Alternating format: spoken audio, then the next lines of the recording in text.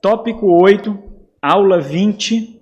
Quem não conhece essa sigla aí, DIBR, é Distintivos da Igreja Batista Reformada / Confessional. Nós vamos ver sobre o capítulo 3 da Confissão de 1689, que versa sobre os decretos de Deus. E, juntamente com isso, nós vamos ver também sobre as doutrinas da graça dentro da Confissão de 1689. Então vamos nós.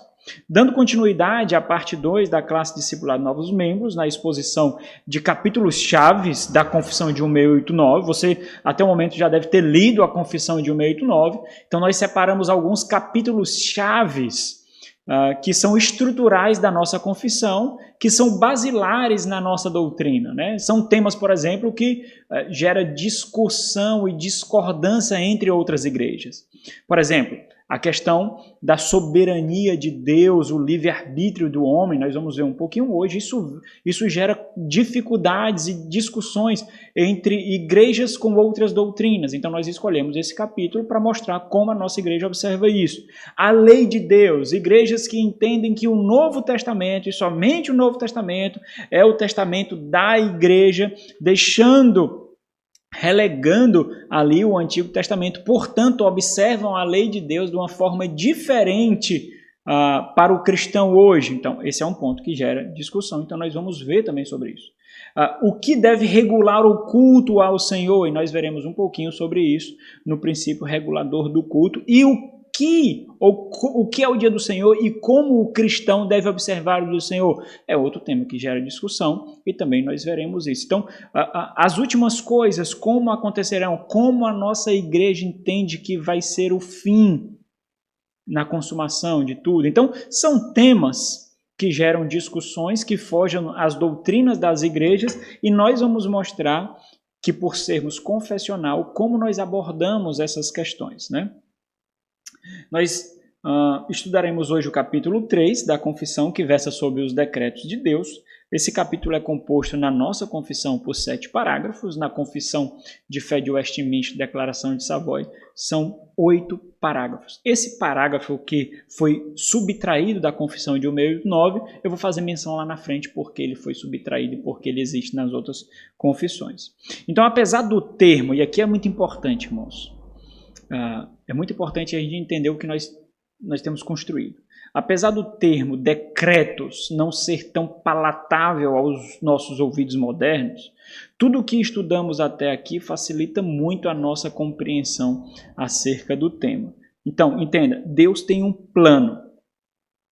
E o desenrolar da história é simplesmente o estabelecimento desse plano. Deus não condiciona o seu plano ao acaso. Olha, se isso daqui acontecer, então o meu plano vai ser dessa forma. Se Deus tem um plano, isso significa dizer que Deus estruturou tudo para que esse plano acontecesse conforme ele determinou. Caso contrário, o seu plano poderia falhar se dependesse de outro e não de Deus. Então, nós vimos muito sobre o plano de Deus e como esse plano ele é desenvolvido e estabelecido ao longo da história. Nós vimos o Deus trino no estabelecimento desse plano. Então, isso significa dizer, então acompanha aqui o meu raciocínio. Não é um silogismo, mas é um raciocínio lógico aqui, biblicamente fundamentado. O Senhor Deus tem domínio sobre a história e tudo que existe. Isso significa dizer que Deus é soberano. Tudo que existe, toda a história está debaixo do poder de Deus.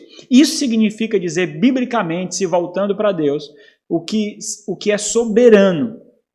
Ou seja, Deus não pode ser soberano, ou seja, ter controle sobre tudo, apenas respondendo aos acontecimentos dos quais ele não tem conhecimento ou domínio. Então, não é soberano responder aquilo que ele não conhece. Não é soberano agir sobre aquilo que ele não tem poder. Isso significaria não ser soberano, não ter domínio. Isso não é ter soberania. Por que eu estou dizendo isso? Porque apesar de nós usarmos muito o termo todo-poderoso, onisciente, onipotente, onipresente, soberania, ter o domínio sobre tudo. Apesar de nós usarmos esses termos, no final das contas, nós não sabemos de fato o que significa em todas as suas instâncias.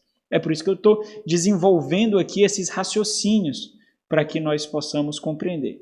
Se Deus é soberano sobre tudo e não existe nada que venha à existência que não tenha sido decretado por Ele, e não existe nenhuma ação que Ele não tenha poder sobre ela, se isso significa ser soberano, então o acaso não existe.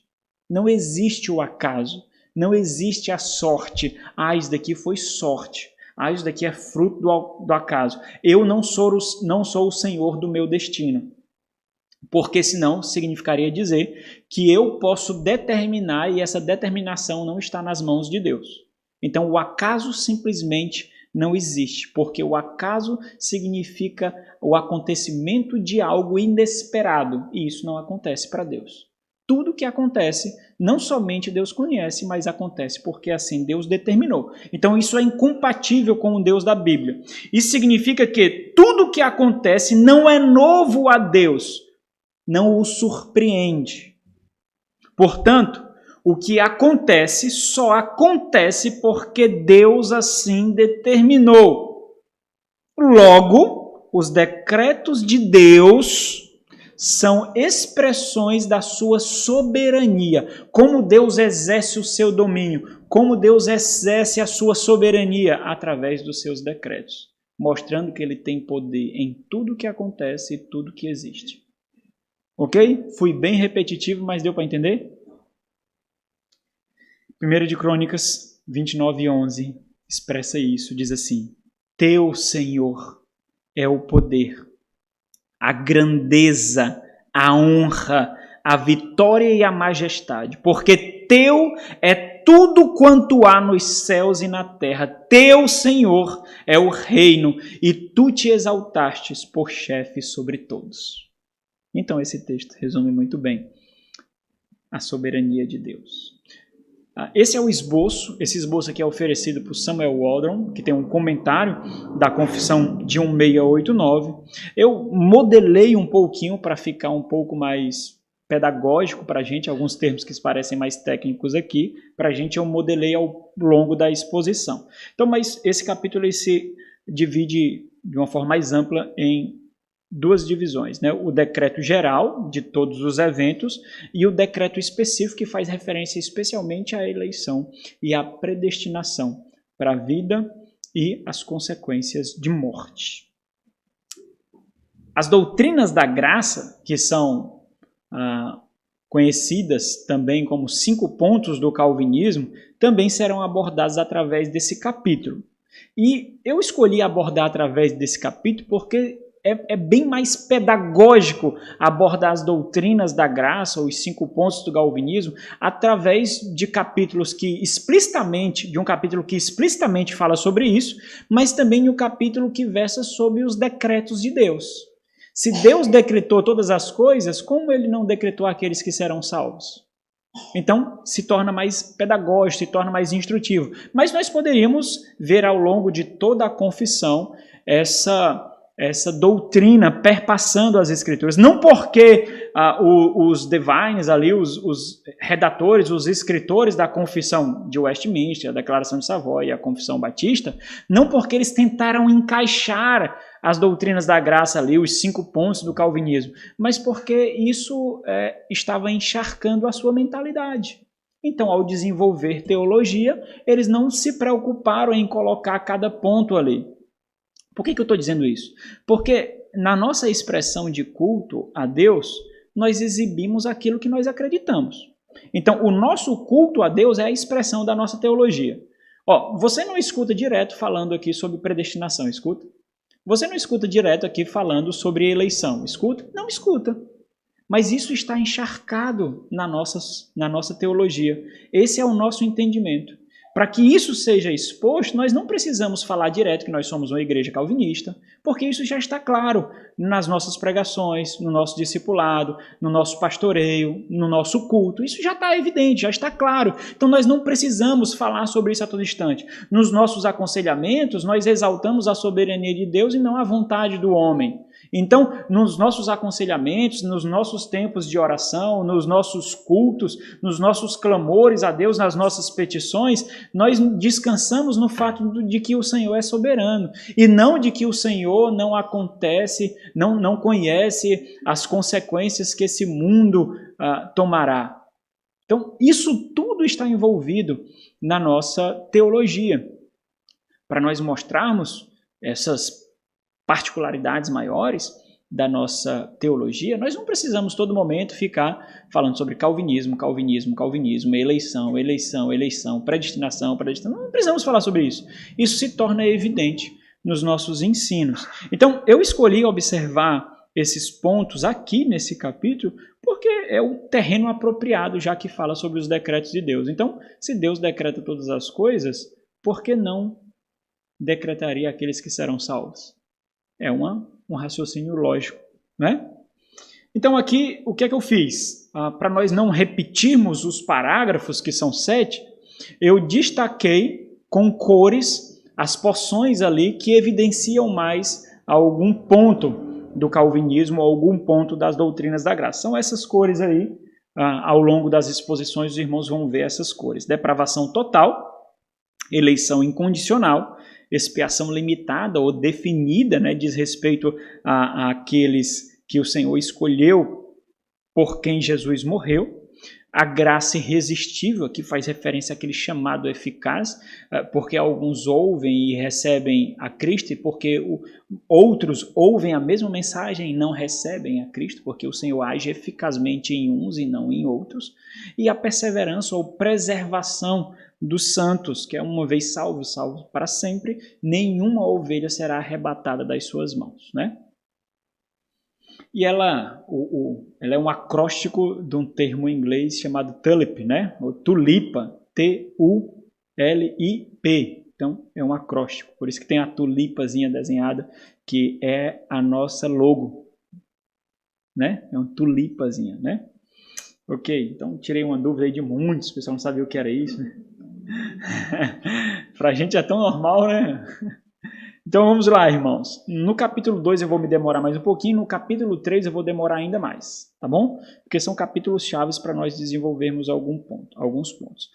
Parágrafo 1 e 2 versam sobre os decretos gerais, ou decreto geral de Deus, a sua universalidade e a sua imutabilidade. Então, primeiro parágrafo, a sua universalidade. Ao tratar sobre os decretos de Deus, a confissão de 1:8-9 parte do geral para o específico. Então, do geral de todas as coisas, depois do específico, aqueles que receberão o chamado e responderão positivamente a esse chamado. Como é comum, geralmente, o que é que a confissão faz? No primeiro parágrafo do capítulo, ela expõe de forma geral, de forma mais resumida, tudo que ela vai ser tratado no capítulo todo. E assim faz aqui também. Então, o parágrafo 1 diz assim: Deus, observa os termos, irmãos. Então, se vocês tiverem alguma dificuldade, levanta a mão e a gente responde aqui. Se você não quiser fazer essa pergunta agora, deixa lá para o final e no final nós respondemos. Mas é importante que você entenda isso, porque esse capítulo ele trata de pontos que são motivos de debate entre muitas igrejas. Então, Deus decretou em si mesmo, desde toda a eternidade, pelo muito sábio e santo conselho de sua própria vontade, livre e imutavelmente, todas as coisas. Seja o que for que venha a acontecer, ainda assim, de modo que nem Deus é autor do pecado, nem tem comunhão com algo nisso, nem é violentada a vontade da criatura, nem ainda é eliminada a liberdade ou contingência das causas secundárias, antes estabelecidas. Nisso, demonstra-se a sua soberania em dispor de todas as coisas e poder e fidelidade em efetuar o seu decreto. Então, os irmãos percebem que nós poderíamos passar um semestre falando sobre esse capítulo. Então, existem muitos termos aqui que nós poderíamos desenvolver. Por exemplo, o que é livre-arbítrio, o que é ter livre agência. São termos teológicos que não vou me deter agora, mas os irmãos poderão desenvolver com as suas leituras. É para isso que nós temos uma livraria aqui para ajudar os irmãos a desenvolverem mais esses temas. Mas no final, os irmãos quiserem fazer perguntas nesse sentido, e depois nós podemos conversar também. Mas se nós fôssemos nos deter nesses pormenores, nós não terminaríamos hoje essa aula, tá bom? Mas mais na frente a gente pode abordar um pouquinho desse conceito de livre-arbítrio e livre-agência. Então, o primeiro ponto que nós vemos aqui é que Deus decretou em si mesmo. Isso quer dizer que Deus não recebeu influência ou não considerou nada além dele para decretar todas as coisas. Deus decretou segundo a sua própria vontade, de forma livre e imutavelmente. Então vamos abrir alguns textos aqui.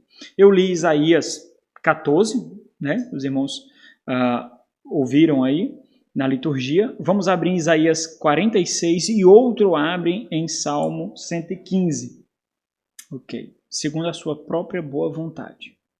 Nós vemos também que nada escapa aos decretos de Deus. Nada. Tudo o que acontece só aconteceu porque o Senhor assim o determinou.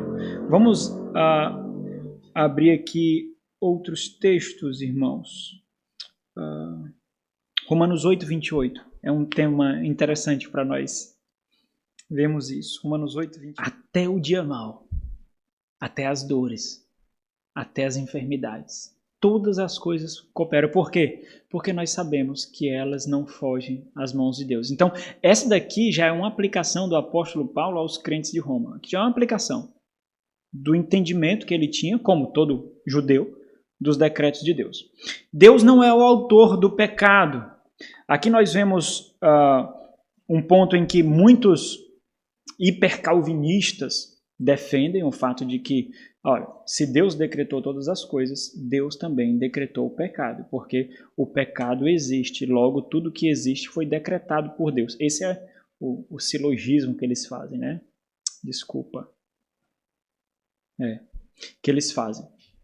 Mas nós vamos ver que não é assim que a confissão entende, porque essa também não era a visão dos reformadores, né? O pecado, ele não existe, o pecado é a ausência de algo. Assim como entendia Agostinho, num vídeo também que eu já mandei para vocês, né, sobre isso. Lembra do vídeo que eu mandei para vocês? Assim como a ferrugem não existe sem o ferro, a ferrugem só existe por causa do ferro. Então o pecado, ele na verdade é a ausência do que é bom. Então o pecado, o mal é a ausência de algo, né? O mal é a ausência do bem. Assim como as trevas não existem, as trevas, elas são a ausência da luz. Onde a luz existe, não há trevas. Assim como o frio não existe quimicamente, o frio é a ausência de calor. Certo? Então, essa é a perspectiva dos reformadores, que é a perspectiva agostiniana, que vem há muito tempo. Então, alguns vão para esse lado hipercalvinista, entendendo que Deus decretou todas as coisas, então ele decretou o mal. Mas nós observamos, embora nós não consigamos, é isso que nós vamos ver no próximo ponto, um paradoxo, embora nós não consigamos equalizar todas essas coisas, um ponto nós sabemos: Deus não é o autor do mal, porque nele não existe mal algum. Então vamos abrir aqui. Vamos abrir Gênesis 18, 25, Tiago capítulo 1, 1 de João 1. Gênesis 18, 25, Tiago capítulo 1, 1 de João capítulo 1. Então vamos lá, alguém lê Gênesis 18, 25? Ok. Tiago 1, 13. Ok. 1 de João 1, 5. Ok. Então, irmãos, aquilo que nós não conseguimos compreender ou equacionar fica no campo da soberania e na grandeza de Deus. Alguém uma vez disse assim: se nós pudéssemos entender toda a mente de Deus, nós seríamos Deus. Então nós não conseguimos. É por isso que é fé. Fé não diz respeito à aceitação por compreensão. Fé diz respeito à confiança. É isso que diz respeito à fé. Então, quando nós não compreendemos juntar, como equacionar essas duas coisas, sem uma contradizer a outra, isso não significa que ela está errada. Nós vemos os dois pontos de forma muito evidente, mas nós não conseguimos entender o fato de que Deus decreta todas as coisas. E ele não é o autor do mal, porque nele não há mal algum. Ok? Então vamos aqui ver um pouquinho sobre isso.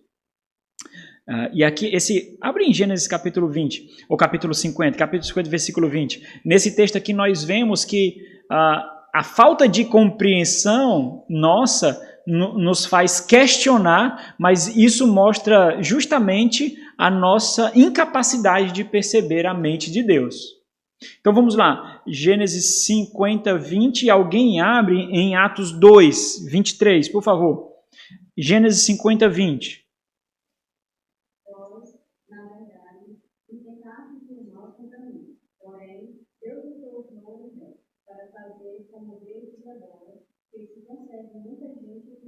Interessante, aqui é aquele trecho que fala de José e das intenções dos irmãos de José. Foi uma experiência ruim o que José teve, não foi? O que os irmãos fizeram foi pecado, não foi? Continua sendo pecado, mas aquilo não fugiu aos decretos de Deus, aos propósitos de Deus, não fugiu. Então, uma forma de entender esse texto era: a intenção de vocês foi para o mal, mas a intenção do Senhor foi para o bem. Então, eles fizeram como meios para que Deus cumprisse o seu decreto, e eles pecaram por isso. Mas a vontade boa do Senhor prevaleceu, de qualquer forma. Nós não entendemos, mas acontece a vontade do Senhor. É o mesmo texto que fala do Senhor Jesus, capítulo 2 de Atos, versículo 23, diz o quê?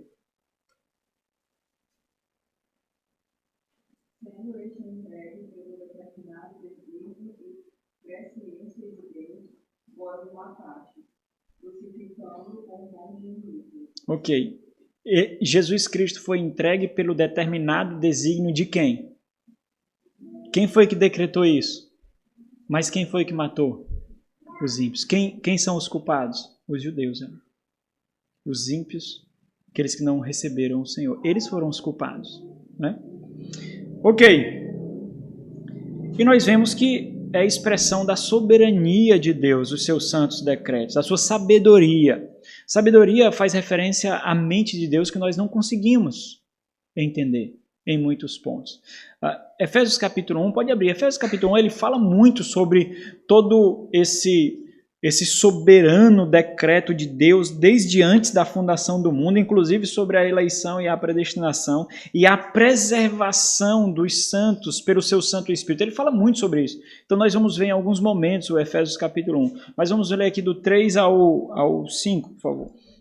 Ok, então esse texto ele é evidente, né, irmãos? Da escolha do Senhor antes de que tudo viesse a existir. Ok, tem um texto de São Waldron que ele fala o seguinte sobre o fato de que o Senhor não é o autor do pecado. Eu vou ler para vocês, está no comentário dele, diz assim: Deus não é o autor do pecado porque não faz com que ele aconteça como a sua causa imediata. A responsabilidade pelo pecado é das causas secundárias, dos que se envolvem deliberadamente com ele, com o pecado. Isso é ilustrado pelo caso do decreto de Deus de que Davi deveria fazer um censo do povo de Israel, porém de modo pecaminoso. A partir dessa passagem, nós observamos, nós aprendemos que o decreto não foi executado através da influência do Espírito Santo sobre Davi, mas da influência de Satanás. É aqueles dois textos que falam: Deus manda Davi fazer um decreto, segundo Samuel, capítulo 24, e um texto paralelo de 1 Crônicas, capítulo 21, nós vemos que foi Satanás que induziu Davi a fazer o decreto, né? Então, fazer o censo. Então, Davi, ele foi tido como pecador por fazer o censo, porque ele foi a causa que executou isso, foi a causa secundária disso. Mas aquilo não fugiu dos decretos do Senhor. Ok, parágrafo 2. Agora a sua incondicionalidade. Nesse parágrafo, para não ficar qualquer margem de interpretação diferente, a Confissão de 169 enfatiza que tudo o que acontece só acontece tendo Deus como causa primária. Conforme o parágrafo anterior, seus decretos não recebem influência de quaisquer condições para que sejam estabelecidos. ao mesmo tempo que refuta o conceito de presciência divina na tentativa de resguardar a ideia de livre-arbítrio do homem. E aqui nós entramos num campo de discussão entre muitos. Nós vemos que, por parte de muitos cristãos, existe uma idolatria ao conceito de livre-arbítrio do homem. Qual é a ideia de livre-arbítrio? E aqui eu já vou trazer um pontinho sobre o que é livre-agência. Livre-arbítrio diz respeito ao homem ser árbitro e soberano sobre as suas próprias escolhas e não receber determinação de nenhum outro a não ser dele mesmo. Então, eu sou o árbitro das minhas escolhas. Eu sou o soberano das minhas escolhas. Eu posso receber influência, mas eu não recebo nenhuma determinação para que eu faça uma escolha. Esse é o conceito de livre-arbítrio. Esse ponto de livre-arbítrio levou a um entendimento wesleyano do metodismo, das igrejas metodistas, a desenvolver um conceito de perfeccionismo, a ideia de que nós podemos chegar a um ponto de perfeição, ou seja, nós podemos chegar a um ponto de intimidade, santificação e piedade, de tal forma que nós não pecamos mais. E aí nós vemos onde redunda essa ideia de livre-arbítrio de uma perspectiva arminiana. Então, os irmãos entenderam o que é livre-arbítrio? Livre-arbítrio é o fato de que nada determina as minhas escolhas. Qual é o problema? Isso bate frontalmente com o pecado original. Nós somos pecadores, não somos? Então nós somos condicionados para o mal. E aí entra o que é livre-agência. Nós somos agentes da nossa natureza. Nós somos livres em agir, mas por causa da natureza pecaminosa, nós sempre escolheremos para o mal. Isso é livre-agência. Eu sou um agente livre, mas condicionado à natureza que eu tenho. Se a minha natureza é pecaminosa, eu sempre me inclinarei para o mal. Irmãos, de forma prática, como eu consigo dar um checkmate no conceito de livre-arbítrio? Ok, eu tenho um livre-arbítrio, não tenho? Tenho um livre-arbítrio. Eu amo profundamente a Deus. Não amo? Amo. E por que eu não deixo de pecar? Se eu tenho um livre-arbítrio e nada determina as minhas escolhas, por que eu não deixo de pecar? Eu posso deixar de pecar, irmãos? Não, por quê? Porque as minhas escolhas são inclinadas para o mal. Então, inevitavelmente, eu peco. Eu não quero pecar, mas eu peco. Logo, o livre-arbítrio vai pelo ralo. Nós temos livre agência. Nós somos condicionados. Essa perspectiva foi a desenvolvida por Agostinho, quando ele refletiu sobre livre-arbítrio e chegou às suas conclusões. Essa perspectiva é tida pelos reformadores. Em muitos escritos reformadores, os irmãos encontrarão o termo livre-arbítrio, mas é com essa consciência, com essa perspectiva de inclinação. Então, quando nós vamos ler os reformadores, aquela literatura antiga, nós não vamos compreender algumas vezes os termos que são utilizados porque os conceitos foram reformulados.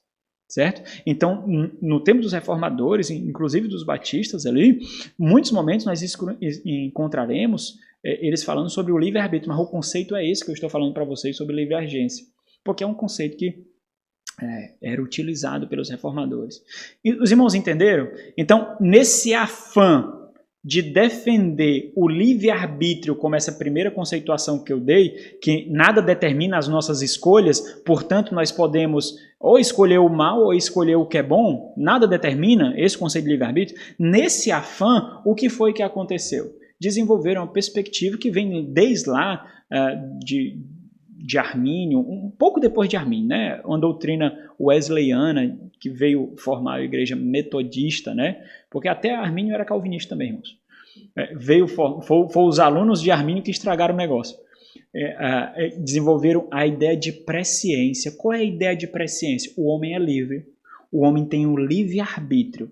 Então, como Deus decretou todas as coisas? Deus olhou para o futuro e viu que aqueles que creriam, então ele elegeu aqueles. É assim que eles defendem. Ele olhou para o futuro e viu quem creria, e olhando aqueles que creria, ele elegeu esses. Então, essa é a ideia de presciência. Vamos desenvolver aqui um pouquinho. São Aldridge levanta o seguinte, não é especulativo levantar aqui essa questão. Deus pode prever que algo acontecerá antes de decretar que algo acontecerá? A resposta simples para essa pergunta é não. Daqui a pouco a gente vai ver porque a resposta é não.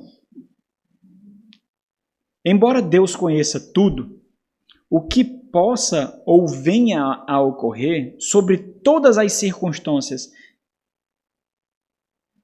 imagináveis, ainda assim, ele não decretou qualquer coisa porque ele a previu como futura ou como aquilo que poderia ocorrer em tais condições. Mas existe tanta doutrina em volta nisso daqui. Daqui vem outras doutrinas, como a teoria do conhecimento médio, que tem uma teoria também arminiana, que defende o livre-arbítrio, a ideia da possibilidade de vários mundos. Existe muita coisa aqui, irmãos. Mas a ideia é o seguinte, Deus, ele decretou não vendo as coisas que aconteceriam. Por quê? Porque se ele é a causa primária, as coisas só aconteceram por quê? Porque ele decretou. Se ele previu e então decretou, a pergunta simples é, o que ele previu? Quem decretou? Quem fez o que ele previu? Se Deus previu o futuro para então decretar, quem fez o futuro que Deus previu? Logo, Deus não é soberano sobre tudo. Logo, todas as ações não acontecem por causa da determinação dele. Logo, ele não tem domínio sobre tudo. Então, tudo que existe, só existe por causa de Deus. Então, observa como os pressupostos são perigosos para a formulação da nossa teologia. Quando nós temos um pressuposto de que o homem é livre e pronto, nós condicionamos toda a teologia, inclusive Deus, segundo esses pressupostos.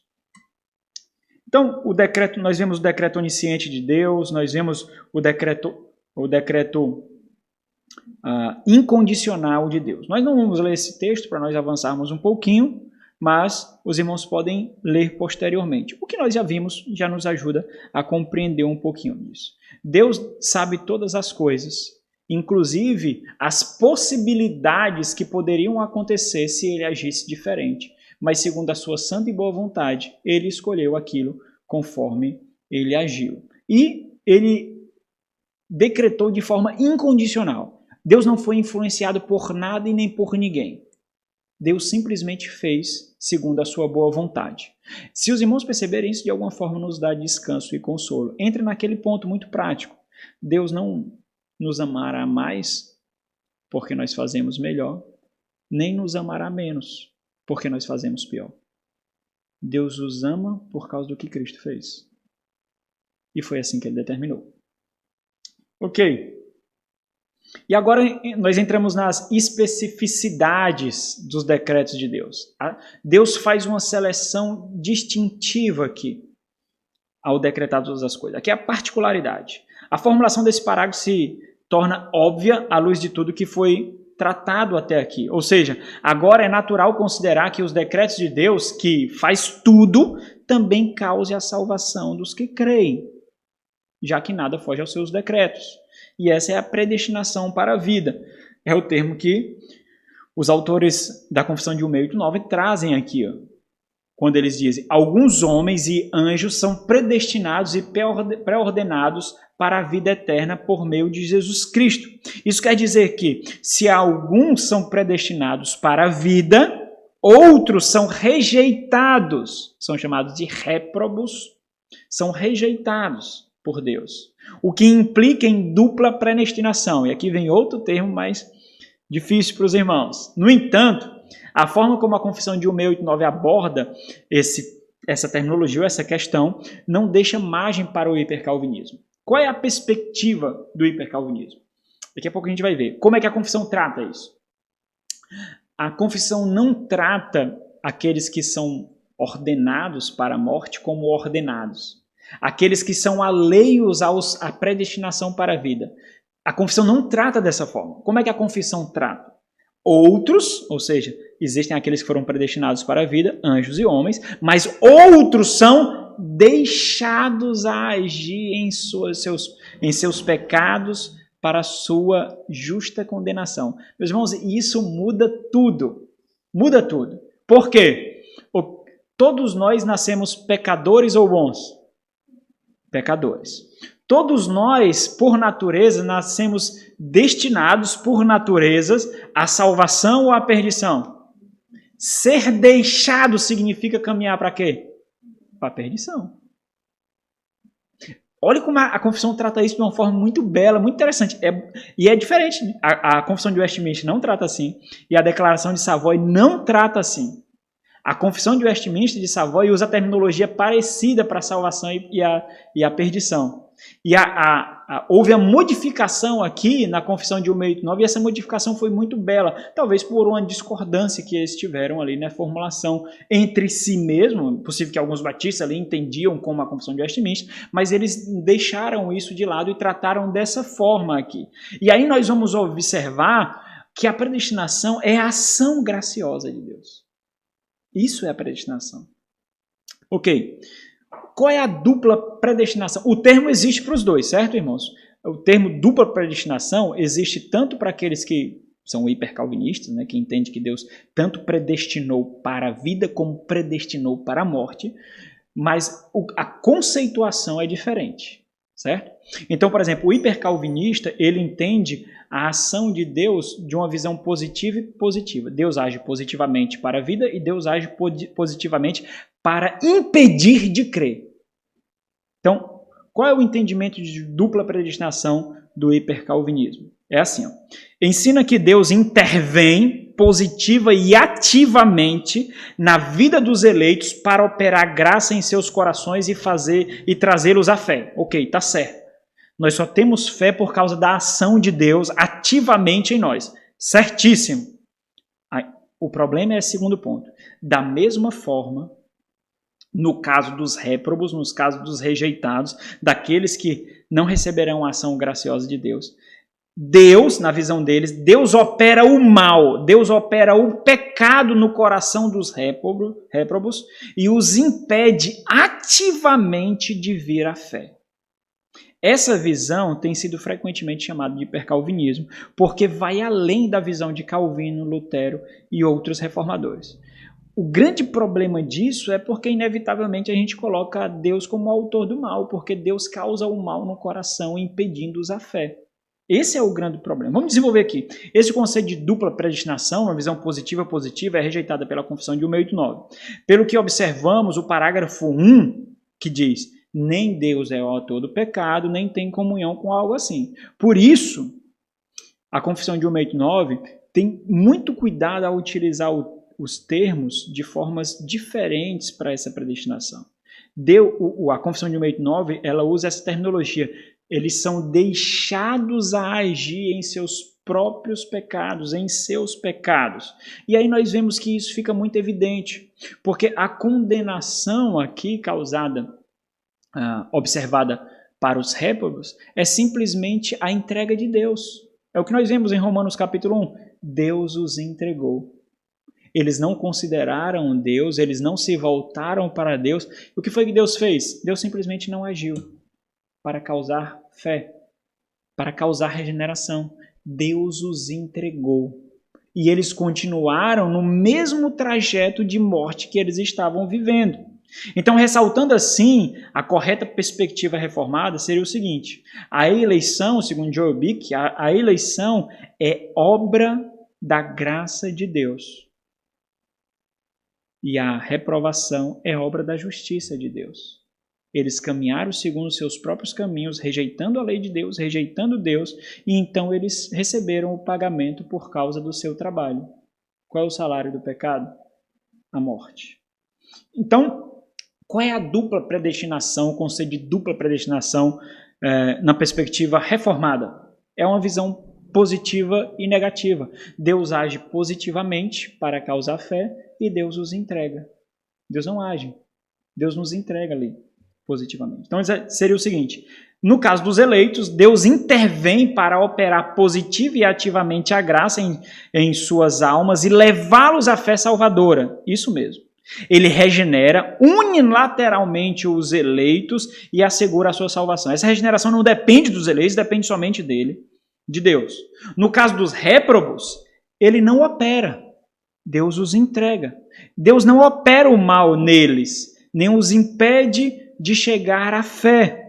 Em vez disso, ele passa por cima, a sua graça passa por cima dele, deixando-os com seus próprios artifícios pecaminosos. E embora o conceito de dupla predestinação pareça ser unânime para os reformadores, que é essa perspectiva positiva e negativa, a confissão de fé de Westminster, Declaração de Savoy, utiliza a seguinte expressão, o que deixa um pouco problemático. Por quê? Porque esses dois textos que eu citei para os irmãos, esse comentário, foi o comentário de Joel Bick, que é um autor e um pastor reformado, né, pedobatista, de uma linhagem presbiteriana, e o Dr. Rice Sproul, que já faleceu, também é de uma linhagem pedobatista presbiteriana. Então, eles adotam a confissão de Westminster, por isso que eu estou falando isso. Mas eles entendem que o conceito de dupla predestinação não é que Deus decreta, é que Deus predestina para a vida e Deus predestina para a morte. Mas nos comentários deles, eles não veem assim, mas na confissão dele deixa transparecer isso. Olha o que a confissão de Westminster diz assim. Diz que Deus predestinou, né, anjos e homens, e outros pré-ordenou para a morte. Isso fica mais destacado em seu capítulo 7. O capítulo 7 da confissão de Westminster, Declaração de Savoy, ele é suprimido na confissão de 1689. Ele não tem, o que fica mais evidente. Então, eu entendo que as terminologias ali podem ser conceituadas de forma diferente, mas fica um pouquinho problemático para a gente entender dessa forma. Então, vamos aqui ao parágrafo. Dessa forma, a confissão de 1689 enfatiza o caráter gracioso da salvação, removendo qualquer condição dependente do homem para ser salvo, repousando a completa salvação do homem na graça de Deus somente, observando que a reprovação seria o destino justo e comum de todos os homens, caso Deus não intervisse graciosamente. Então, a salvação é a ação positiva e graciosa da parte de Deus. E a condenação é a ausência dessa ação. Deus simplesmente os entrega. Deus simplesmente os deixa. Calvino, ele tem um pensamento exposto pelo Joel Bick. Joel Bick diz o seguinte: para Calvino, além de servir ao propósito principal de promover a glória de Deus, a reprovação também serve ao importante propósito de promover nossa santificação como crentes. A reprovação deve nos manter humildes e nos ensinar a sempre olhar para a misericórdia de Deus, enquanto continuamente exaltamos a glória de Deus. A reprovação nos ensina que não há nada de que possamos nos gabar que nos diferencie dos ímpios. Nosso favor aos olhos de Deus é devido unicamente à eleição soberana de Deus sobre nós em Cristo. Nós não somos melhores porque somos salvos.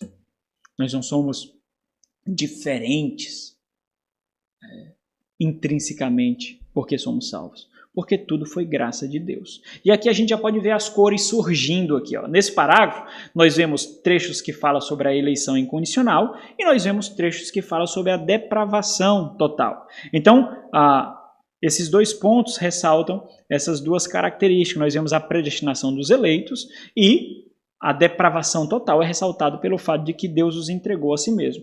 Existem alguns textos que falam de forma muito clara sobre a predestinação. São muitos, né? Mas existe um texto que eu acho muito intrigante, né? Muito evidente isso. É o texto de Apocalipse.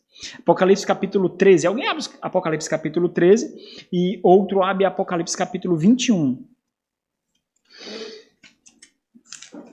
Achei interessante que a primeira vez que eu li esses textos, irmãos, foi em uma conferência. Eu acho que o pastor Josafá Vasconcelos, lá na Bahia.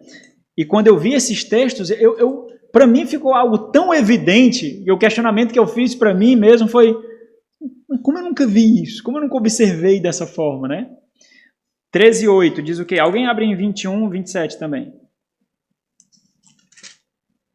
Aqui ele está falando da adoração, né? Aqueles que adorarão são aqueles que não serão preservados para não adorar. O versículo 8 diz o quê?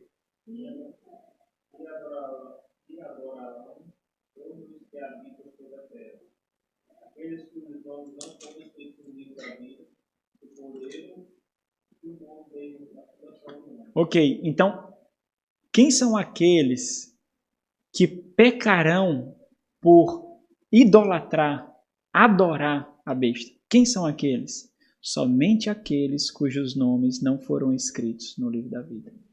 Aqueles cujos nomes foram escritos no livro da vida serão guardados, preservados pelo Senhor. Então, existe um livro onde os nomes já foram escritos. Eu lembro quando eu era da convenção, eu fazia a oração: Deus, escreve o nome deles no livro da vida. Alguém já fez essa oração? Eu fiz essa oração demais. Né? Abre 21, 27. Vamos lá. 21, 27 diz o quê?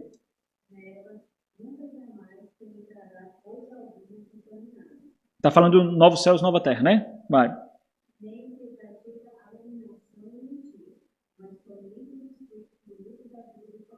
Eita, olha aí. Um livro que foi escrito desde antes da fundação do mundo, com todos os nomes daqueles que Deus incondicionalmente elegeu. Esses receberão os novos céus e nova terra. Meus irmãos, existem muitos textos que falam sobre isso, mas esses são tão evidentes, são tão claros que nós não precisamos de mais nenhum outro. Ok. Depravação total, nós não lemos, mas nós conhecemos muito texto. Né? Romanos 3, Paulo, citando vários textos do Antigo Testamento, ele mostra de forma muito evidente que não há nenhum justo. Nenhum sequer. Todos se fizeram corruptos. Todos se extraviaram a si mesmos. Todos. Não há quem ame a Deus. Não há quem busque a Deus. Não há um sequer. Veneno de víbora está nos seus lábios. Eita, eu lembro que assim que eu conhecia as doutrinas da graça, eu pregava nesse texto, meus irmãos, que parecia que eu ia matar todo mundo que estava na minha frente. Pregava feito doido nesse texto. Eu causava mais dor do que edificação, sem sombra de dúvida. Mas apaixonado pregando ali, né? Ok. Então vamos passando. Tem só mais 40 slides. Mano. O decreto específico, sua imutabilidade. O parágrafo 4 continua desenvolvendo o tema anterior, agora enfatizando o caráter imutável dos decretos divino para a salvação. O número daqueles que foram predestinados, especificamente apontando para a eleição pessoal. Então nós vemos a especificidade desses decretos. A eleição é pessoal. E aqui é importante por quê? Porque os luteranos, eles acreditam, se você tem aquela Bíblia, a Bíblia da fé reformada, não. Bíblia da Reforma. Bíblia da Reforma. A Bíblia da Reforma é uma Bíblia luterana.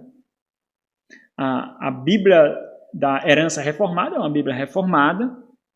A Bíblia da fé reformada é uma Bíblia reformada. Mas a Bíblia da Reforma é uma Bíblia luterana. Então, se você for lá ler os comentários de Romanos 9 até Romanos 11, você vai ver que o conceito que eles têm de eleição é um conceito de eleição enquanto a nação. Enquanto a grupos, não eleição pessoal, que esse não era um conceito reformado, esse é um conceito luterano ali. Então, a ideia de eleição que alguns têm é a ideia de que Deus elegeu, mas Deus elegeu grupos, Deus elegeu nações, Deus não elegeu pessoas. Então, aqueles que fazem parte daquele grupo ou daquela nação, esses são eleitos, de tal forma que, individualmente, alguns podem se perderem, mas, de forma corporativa, o número vai permanecer. O grupo vai permanecer, porque Deus elegeu o grupo, nação. E não a pessoa, entendeu? Então, a confissão, ele tira esse ponto de vista. A confissão diz claramente que a eleição de Deus é pessoal, é particular, é para a pessoa. Samuel Waldron, ele mostra como isso é ilógico, acreditar a eleição de grupos ou nações. É assim, ó, se Deus elegesse apenas grupos, mas não indivíduos, todos no grupo poderiam cair e se perder. Porque Deus não elegeu indivíduos, e sim um grupo. Assim, todo grupo eleito, pouco a pouco, por Deus, poderia finalmente vir a se perder, de um por um, pouco a pouco. Em outras palavras, se a salvação de alguns é certa, como isso pode ser assegurado sem a eleição de determinados indivíduos? Se todos aqueles que são salvos de uma vez por todas, é porque assim Deus os elegeu e garantiu a salvação deles. É por isso que nós não decaímos da graça. É por isso que nós não perdemos a salvação. A confissão diz o seguinte, e aqui nós já vemos 3 pontos aqui dos 5 pontos do calvinismo, das doutrinas da graça. Eleição incondicional, expiação limitada ou expiação definida e a perseverança ou preservação dos santos. Diz assim, esses anjos ou homens, aqueles que ele fez referência, que ele predestinou para a vida, assim predestinados e ordenados, são particularmente e imutavelmente designados, e o seu número é tão certo e definido, e por esses Deus, Jesus Cristo morreu, que não pode ser aumentado ou diminuído. Esses serão preservados até o fim. E aqui nós vemos alguns textos que falam sobre isso. João 6 é enfático nessas descrições. Vamos abrir aqui João 10 também. João 6 e João 10. João 6, 37 e João 10, do 27 ao 29. Alguém abre em Romanos 11 também. João 6, 37 diz o quê? Todo aquele que o Pai me dá, esse virá a mim. E que vem a mim, de modo nenhum eu lançarei fora. Pronto. Só virá a Jesus quem? Aqueles que o Pai deu. Aqueles que o Senhor escreveu no livro da vida. Todos esses virão ao Senhor. Ok. João 10, 27 ao 29 diz o quê? Quem ouve a voz de Jesus? As ovelhas dele. Pode continuar. E eu as conheço, e elas me disseram, eu lhes dou a vida eterna, jamais perecerão, e ninguém arrebatará da minha mão. Aquilo que meu Pai me deu é maior do que tudo, e da mão do Pai ninguém pode arrebatar. Ok, tá bom até aqui. Vamos ver Romanos 11 não, para a gente correr um pouquinho aqui. Ok, então esses pontos se tornaram evidentes. Agora, o capítulo 5 fala sobre essa eleição incondicional ou eleição graciosa, como nós vemos no esboço. De forma bem mais específica, o parágrafo 5 define como a confissão conceitua a eleição.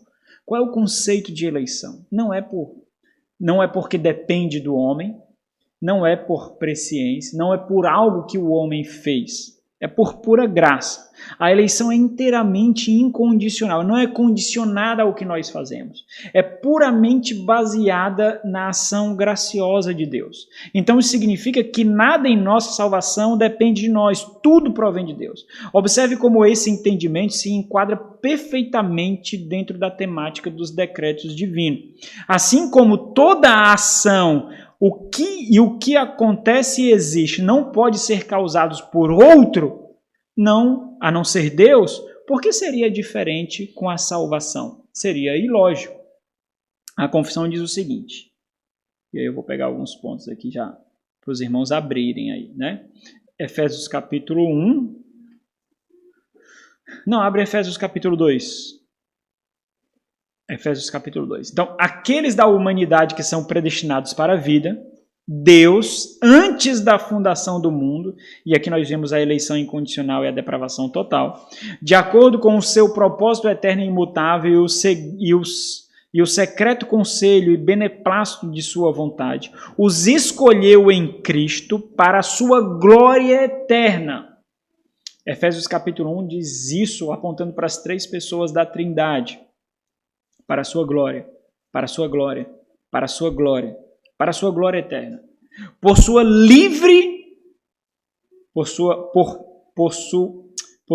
pura e livre graça e amor. Porque nós somos completamente corruptos e nada dependeu de qualquer bondade que nós façamos. Não por qualquer outra coisa na criatura como condição ou causa que o movesse a isso. Então, Efésios capítulo 2. Versículos 8 e 9. É um texto muito conhecido, diz o quê?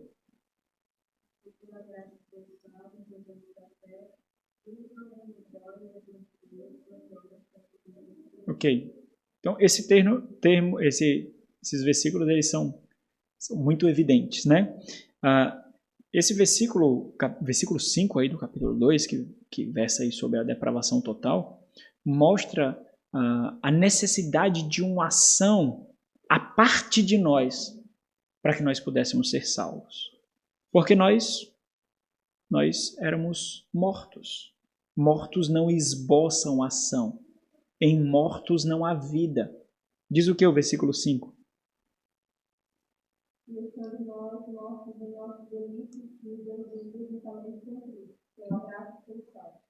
Foi o Senhor que nos deu a vida. Como mortos, o nosso destino era o desfrute da morte eterna, no lago que arde em fogo e enxofre.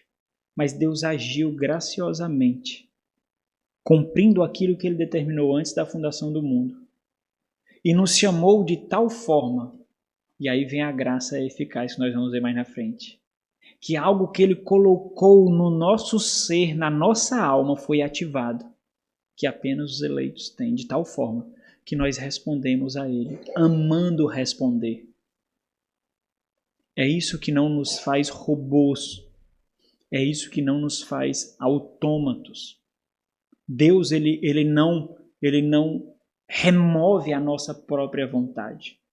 Ele condiciona a nossa própria vontade. Ele nos seduz. Ele nos leva a querê-lo, ativando esse ponto da eleição que Ele colocou a escrever em nós, antes que nós nascermos, fisicamente, materialmente, mas na mente dele antes da fundação do mundo.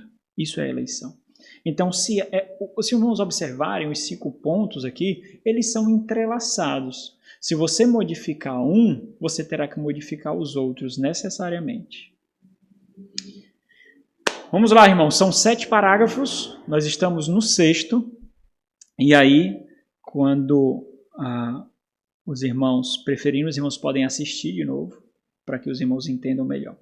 Então, parágrafo 6 ainda continua falando sobre esses decretos de forma mais específica e agora fala de forma mais enfática desse chamado eficaz, dessa graça irresistível de Deus, a execução eficaz da eleição. A execução da eleição é quando aquele que foi eleito responde ao chamado, à convocação do Evangelho. O parágrafo 6 ajuda a responder uma pergunta. Qual a pergunta? Como podemos saber se somos eleitos? Ele destaca a abrangência particular dos decretos de Deus. Deus predestinou os meios, mas Deus também predestinou os resultados ou as evidências da ação graciosa no homem. Diz assim um parágrafo. E aqui nós vemos o quê? Nós vemos eleição incondicional, nós vemos expiação limitada ou expiação definida, nós vemos a graça irresistível e nós vemos o chamado, a perseverança dos santos e nós vemos a depravação total. Então nós vemos, nesse parágrafo, nós vemos os 5 pontos aqui distribuídos, né? E foi assim que eu coloquei os pontos para que os irmãos pudessem observar. Então vamos lá, olha os pontos aqui que eu coloquei. Todos os pontos aqui, eleição incondicional, depravação total, junto com expiação limitada ali, graça irresistível, perseverança dos santos e expiação limitada novamente. Então diz assim um parágrafo: assim como Deus destinou os eleitos para a glória, assim também, pelo propósito eterno e muito livre de sua vontade, pré-ordenou todos os meios para isso. Portanto, aqueles que são eleitos, estando caídos, ou seja, dependentes somente de Deus, estando caídos em Adão, são remidos por Cristo. Quem são os remidos por Cristo? Somente os que foram eleitos. E isso que faz com que a expiação do Senhor seja definida, seja limitada ao número de eleitos. Esses que são eleitos e por quem Cristo morreu, necessariamente eles responderão positivamente ao chamado. Aqueles que acreditam nesse livre-arbítrio e a eleição segundo a presciência, que os dois estão condicionados, entendem que são os arminianos, né? Entendem que o homem pode resistir ao chamado do Senhor. O homem pode resistir. Vem a pregação do Evangelho, vem o chamado para a salvação, o Espírito Santo chega até nós, nos chamando, atingindo a nossa consciência, mas nós podemos resistir. Nós podemos dizer não. A confissão, ela configura de tal forma que não responder ao chamado conforme os decretos de Deus é ilógico. Por quê? Deus destinou os eleitos. Deus predestinou os eleitos. Jesus Cristo morreu por eles. Esses receberão o chamado e responderão positivamente. Caso contrário, o plano de Deus se tornaria falho. Não seria executado, estaria condicionado à ação do homem, à resposta do homem. Então seria ilógico entender que nós podemos barrar a ação do Espírito Santo em nós. Então, esses são eficazmente chamados para a fé em Cristo pelo seu Espírito, que opera no tempo devido. Esses, então, são justificados, adotados, santificados. E aqui, irmãos, não tem necessariamente uma ordem aqui estabelecida, porque essas coisas, elas acontecem de uma vez por todas. No mesmo tempo, de uma única vez, nós somos separados pelo Senhor, nós somos adotados, nós somos justificados, nós temos nossos pecados remidos. É uma ação. Quando nós separamos, assim, é para tornar mais pedagógico, de que foram as ações de Cristo que nos justificaram, de tal forma que a justiça não é intrínseca a nós, mas nós recebemos a declaração de justos, por isso ser justificado é uma declaração que nós recebemos do juiz, não é algo que nós experimentamos, o que nós experimentamos é a regeneração, é a santificação, mas a justificação é uma declaração de inocência que recebemos por causa da justiça de Cristo na cruz. E esses são preservados pelo seu santo poder, então é a preservação ou perseverança dos santos por meio da fé para a salvação. Nem são quaisquer outros redimidos por Cristo, somente aqueles que o Senhor elegeu são redimidos por Cristo. Ou não são quaisquer outros chamados eficazmente. Os chamados que eles recebem não são eficazes para a salvação, mas são para evidência de condenação. Porque eles escutam o mesmo evangelho e não respondem positivamente. Por que não respondem? Porque não foram eleitos para isso. É por isso que o evangelho é cheiro de vida para os que vivem, é aroma de vida para os que vivem e odor de morte para os que morrem. Justificados, adotados, nem são santificados e salvos, senão aqueles que são eleitos. Então, irmãos, batem a foto aí, bate a foto. Aí os irmãos olham as referências. Tem os pontos aí todos para os irmãos olharem as referências. E para aqueles que já estão com fome, nós chegamos aqui no parágrafo número 7, a sua prudência. Bom, nós vimos tudo isso. Nós vimos que a apreensão dessa doutrina é uma questão de consciência, de convicção, e não de imposição. Essa é a beleza do último parágrafo, porque o último parágrafo mostra qual é a prudência com que nós devemos abordar isso. Nós não devemos impor, nós devemos levar a instrução para que haja apreensão de conteúdo, que é assim que foge a convicções, né? O capítulo fim está advertindo sobre a devida prudência no tratamento dos mistérios da predestinação. E é isso mesmo, irmãos. A predestinação é um mistério. Por que eu creio em meu pai, não? Por que eu creio e o meu filho não? Por que eu creio e o meu cônjuge não? Por que eu creio e aquele para quem eu prego de uma forma mais profunda e pungente do que eu mesmo recebi a pregação para que eu cresça? Por que ele não crê? Então a predestinação é um mistério e os mistérios de Deus não são reservados a nós. O que está reservado a nós é aquilo que Deus expôs para a nossa apreensão. Aquilo que Deus não expôs não está reservado a nós. Nós podemos encontrar vários meios para tornar mais pedagógico isso. Mas nós paramos sempre num ponto em que nós não encontramos todas as respostas. Isso quer dizer que essa doutrina deve ser apreendida, não imposta. Não deve ser arena de batalha, como comumente é. Convicções, elas são desenvolvidas, elas não são impostas. Então, o parágrafo finda mostrando aqui alguns pontos, a eleição incondicional e a graça irresistível. A doutrina desse elevado mistério da predestinação deve ser tratada com especial prudência e cuidado, para que os homens, atendendo à vontade de Deus revelada em sua palavra e prestando obediência a ela, possam, a partir da certeza do seu chamado eficaz, certificar-se de sua eleição eterna. Portanto, essa doutrina ela deve ser motivo de louvor, reverência e admiração a Deus. E humildade, diligência e consolação abundante para todos os que sinceramente obedecem ao Evangelho. Essa doutrina é para nós motivo de deleite, irmãos, e descanso. Porque se Deus não agisse em nossa vida, o que aconteceria? Nós simplesmente estaríamos destinados à perdição eterna. Deus simplesmente agiu. Eu conheço tantas outras pessoas que são pastores tão mais dedicados do que eu, que são pais de famílias tão mais piedosos, maridos tão piedosos, tantos, e neles até eu poderia dizer, olha Senhor, aqui tu é tão evidente a tua mão graciosa, em mim falta tanto. Assim, irmãos, o que é mais gritante, eu conheço pais que não são cristãos, que são tão mais amorosos com seus filhos do que eu. Maridos que tratam melhores os seus cônjuges do que eu, mas eles não são salvos. Por quê? Não compete a nós responder isso. Então, diante dos mistérios de Deus, nós nos dobramos, nos prostramos por reconhecer a grandeza de Deus. É fé. O texto de Deuteronômio 29 deixa isso muito evidente, né? Abre aí Deuteronômio 29.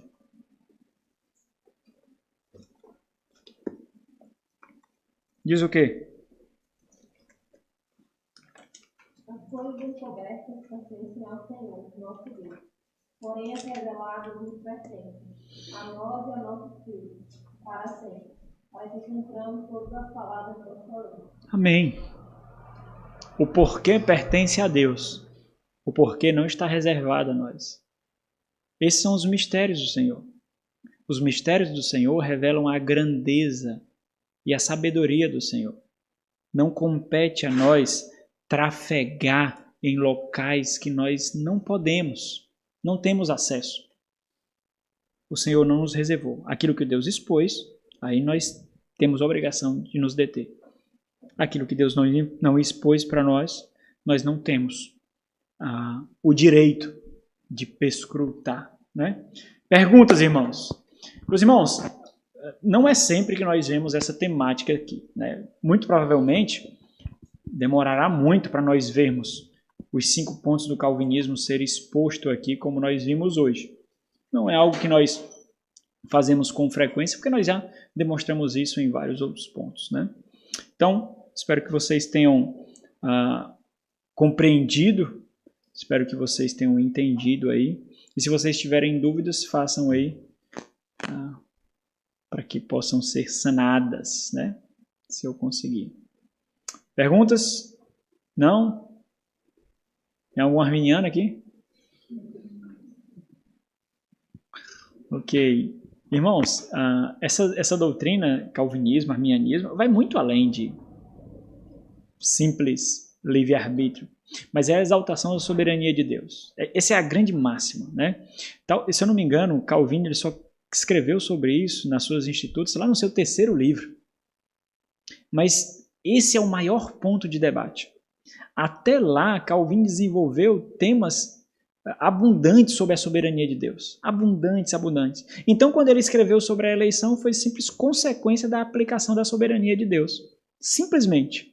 Mas, por não compreender adequadamente a doutrina da predestinação e eleição, imaturos, pessoas inaptas, elas lançam mão dessa doutrina para receberem um distintivo de teólogos, de conhecedores. E aí, fazendo isso, o que é que essas pessoas causam? Causa repulsa à doutrina. Simplesmente assim. Só causa repulsa. Porque não sabem as implicações do que isso significa. A predestinação, a eleição, é simplesmente a reflexão lógica da soberania, do poder, da autoridade, do domínio e dos decretos de Deus. Simples assim. Se Deus não permite que uma folha cai de uma árvore, sem que assim ele determine, será que a minha salvação é menos valiosa do que uma folha que cai? É óbvio que não, irmãos. É óbvio que não. Se Deus determina a folha que cai, como Ele não determinará aqueles que gozarão da eternidade de paz com o seu Filho?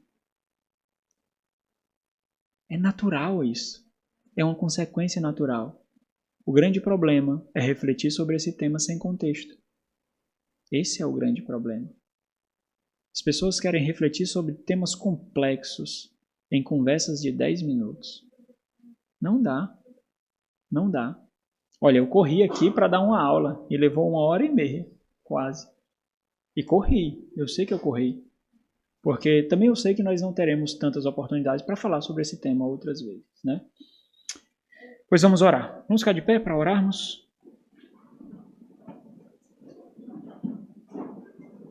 Nosso Senhor e Deus, a Ti, ó Pai, seja a honra, a glória e o louvor, pelos Teus santos, sábios, imutáveis e maravilhosos decretos. Por saber, ó Deus, que a segurança do nosso trajeto, da nossa vida, do nosso destino, não está ancorado nas nossas escolhas, nas nossas decisões, no rumo desse mundo. Já foi determinado antes da fundação do mundo. Que isso nos dê paz, ó Senhor. Que isso nos dê segurança. Que isso seja para nós instrumento de consolo. Em nome de Jesus. Guarda-nos durante esse dia, para cumprirmos em comunidade aquilo que o Senhor nos separou, para santa adoração. Em nome de Jesus. Amém. Deus abençoe, irmãos.